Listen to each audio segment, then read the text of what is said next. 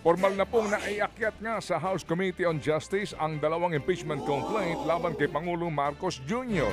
Ibig sabihin, initiated na po o gumugulong na ang impeachment process laban sa Pangulo. Kabilang po sa mga reklamong na-refer sa naturang komite ang impeachment complaint ni Attorney Andre De Jesus na inendorso ni Pusong Pinoy Party List Representative Jet Nisay. Pati po ang reklamo ng grupong bayan na inendorso po naman na Makabayan Bloc. At dahil nga po ito'y nasa komite na, simulan na rin po ng 1-year bar rule o bawal na pong maghain pa ng pangapanibagong impeachment complaint laban sa Pangulo sa loob ng 1 taon. Dalawang bagay po ang kailangan pong ipasa ng naturang consolidated impeachment complaint. Una ay ang pagiging sufficient informed kung saan po titignan kung tama ba at verified ang mga dokumento sa naturang reklamo. Kung alam talaga ng complainant ang isinumite niyang reklamo at pangalawa ay ang pagiging sufficient in substance kung saan dapat po ay merong recital of facts o paglalahad po ng mga katotohanan na bumubuo sa inihaing paglabag at nagtatakda po ng jurisdiksyon ng komite. Kung makalusot sa komite, ito'y pagbobotohan po naman sa plenaryo kung saan 1/3 ng House Plenary o 106 votes ang kailangan para tuluyang ma-impeach ng Kamara si Pangulong Marcos Jr. at maipanig sa Senado ang naturang reklamo. Samantala, nagkaharap naman po si House Speaker Bogie D. at ang Makabayan Bloc na siyang nag-endorso sa ikalawang impeachment complaint laban sa Pangulo. Nakipagdialogo si Speaker D sa mismong mga complainant at sa mga mambabatas ng Makabayan.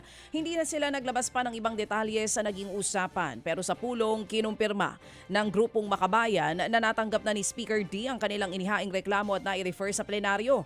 Kahapon po ng umaga nang inihain ng Makabayan ang impeachment complaint, pero nahikayat o naiakyat na po ito agad sa Justice Committee kinagabihan kasama ng unang reklamo laban sa Pangulong Marcos Jr. Sa iba pang mga balita, iginit po naman ng International Criminal Court o ICC na fit to stand trial o kaya pong humarap sa paglilitis ni dating Pangulong Rodrigo Duterte. Tinanggihan po ng ICC ang kahilingan ng depensa na ipagpaliban ang kaso dahil sa aligasyon na hindi raw mentally fit ang dating Pangulo.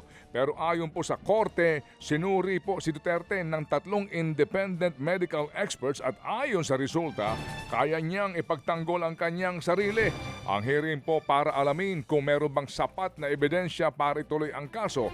At kapag po mga kaibigan, nakumpirma na po ang mga akusasyon, ito'y ililipat na sa full trial. Si Pangulong Duterte po ay naharap sa reklamong crimes against humanity, kaugnay pa rin po ng kanyang madugong drug war.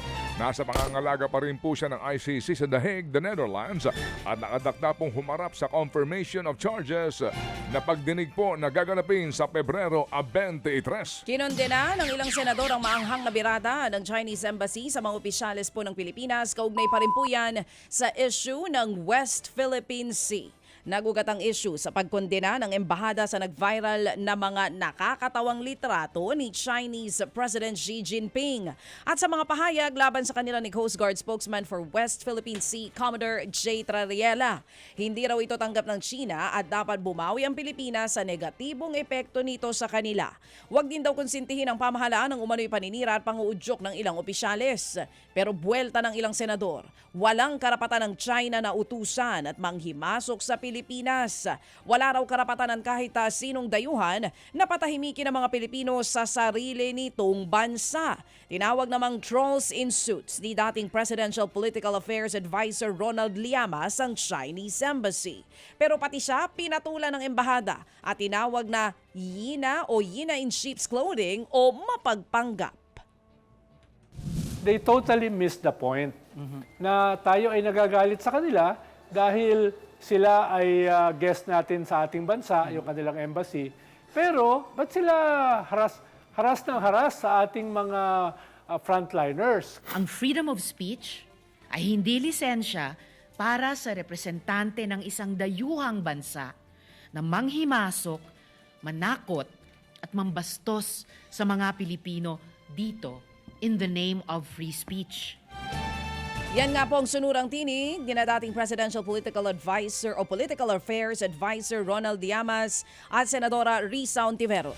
Samantala, 14 lugar daw sa iba't ibang panig ng bansa ang sinuyod na ng mga otoridad para maaresto ang puganteng si Charlie Atong Ang. Pero hindi pa rin nahuhuli ang wanted na negosyante. Ayon sa PNP-CIDG, ilan sa mga lugar na yan ay sa Calabarzon, Central Luzon, Bicol Region at maging sa Metro Manila. Umabot na rin daw po sa 40 na mga text messages at mga tawag ang kanilang natanggap mula sa mga gustuhong magsumbong. Sa kabila po ng paggalugad sa bansa, hindi isinasantabi ng CIDG na baka nga ito'y nakaalis na ng Pilipinas. Una pong nagbabala ang DILG na may tuturing pong armed and dangerous si Ang na itinuturong mastermind sa kaso ng mga missing sabongero. Mga kapatid, brothers and sisters, saan ka pa? Dito na tayo sa totoo. Dito na tayo sa True FM. Mga kapatid, mag-subscribe and follow po kayo sa social media accounts ng True Network PH. Yan po kami, hanapin nyo lang True Network PH, Facebook, Instagram, YouTube, TikTok, and podcast. Mapa Apple or Spotify man yan, mahahanap nyo kami. Lahat ng mga napapanood at napapakinggan nyo po sa programa, nasa social media accounts namin yan. So paano mga kapatid? See you sa social media!